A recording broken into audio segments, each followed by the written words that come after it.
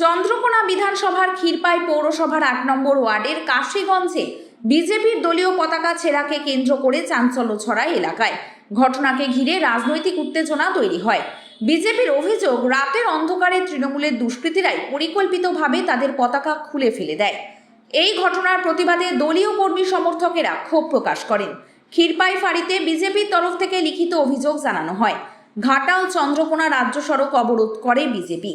অন্যদিকে তৃণমূল কংগ্রেস এই অভিযোগ সম্পূর্ণ অস্বীকার করে পাল্টা দাবি করেছে, এলাকায় বিজেপির সংগঠন শক্তিশালী নয় বলে নিজেরাই এই ধরনের কাজ করে তৃণমূলের উপর দোষ চাপানোর চেষ্টা করছে। তৃণমূল নেতৃত্বদের বক্তব্য, তারা সর্বদাই সৌজন্যের রাজনীতি করে এবং এই ধরনের ঘটনার সঙ্গে তাদের কোনো যোগ নেই। এই ঘটনাকে কেন্দ্র করে এলাকায় রাজনৈতিক চাপানুতর তুঙ্গে উঠেছে।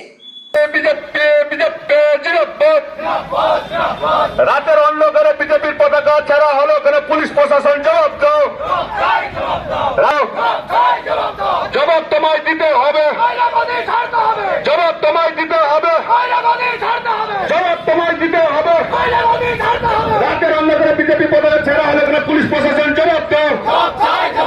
বিজেপি বিজেপি বিজেপি জিন্দাবাদ, বলো ভারত মাতা কে। গতকাল রাত্রেবেলা তৃণমূলের কিছু দুষ্কৃতী গুন্ডা তারা আমাদের ভারতীয় জনতা পার্টির পতাকাগুলোকে ছিঁড়ে ওখান থেকে নামিয়ে নিয়ে গিয়ে পুকুরে সব ফেলে দিয়েছে, ড্রেনে গিয়ে সব ফেলে দিয়েছে। এগুলোর জন্য আমরা তীব্র প্রতিবাদ জানাই। এটা কোন জায়গা? এটা হচ্ছে ৮ নম্বর ওয়ার্ড, ক্ষীরপাই পৌরসভার 242 নম্বর বুথ, ৮ নম্বর ওয়ার্ড। আপনারা কি প্রশাসনকে অভিযোগ জানাবেন? অভিযোগ অবশ্যই জানাবো, লিখিত আকারে অভিযোগ জানাবো অবশ্যই আমরা। আপনার নাম? আমার নাম বাপ্পাদিত্য পাত্র। ঘটনা ঘটেছে দেখুন, ব্যাপারটা আজকে 10 তারিখে আমাদের প্রার্থী চন্দ্রকোনা বিজেপি প্রার্থী আছে ক্ষীরপাই পরিক্রমা জনসংযোগ আসছে। তাই গতকাল কর্মীরা প্রতিটি ওয়ার্ডে প্রতিটি এলাকায় কম বেশি করে পতাকা লাগিয়েছে। গতকাল রাত্রে গভীর রাত্রে তৃণমূলের কতগুলো দুষ্কৃতী তারা এলাকার পতাকা ছিঁড়ে পুকুরে, ড্রেনে, রাস্তায়, নর্দমায় ফেলে রেখেছে। এটা যদি তৃণমূলের কালচার হয়, আর এটা তো সারা পশ্চিমবঙ্গে দেখে এসছে গত 15 বছর ধরে তৃণমূলের এটাই কালচার, বিজেপি পতাকা ছিঁড়ে ফেলা, বিজেপি পতাকা ছুঁড়ে ফেলা ওখানে। তো আলটিমেটলি এই আছে গতকালে যা ঘটনা ঘটেছে, এটা আমরা নির্বাচন কমিশনের কাছে লিখিত অভিযোগ করছি এবং স্থানীয় প্রশাসনকে জানিয়েছি।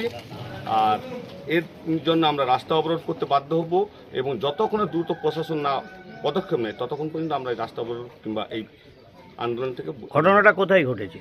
ক্ষীরপাই ৮ নম্বর ওয়ার্ডে ভীমতলা চক থেকে রথপুকুর পর্যন্ত। দেখুন, অভিযোগ করতেই পারে বিরোধীদের কাছে লোকজন কম, ওদের কর্মী সমর্থক নেই, কোনো ওয়ার্ডে একটি কি দুটি লোক আছে নিজেদের প্রচারে আনার জন্য। এগুলো নিজেরাই রাতের অন্ধকারে করছে এবং দোষারোপ করছে তৃণমূলের উপরে। কিন্তু আমরা জানি তৃণমূলের কর্মী সমর্থক নেতৃত্ববৃন্দ যারা আছে সৌজন্যের রাজনীতি করেন, বিরোধী ব্যক্তি বা বিরোধী কর্মীদের কোনোদিন গায়ে হাত দেননি।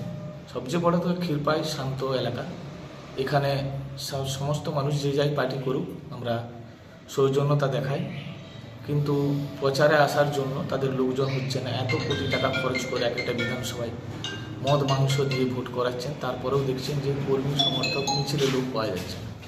সেই জন্যই আমাদের উপরে এই অভিযোগটা করছেন।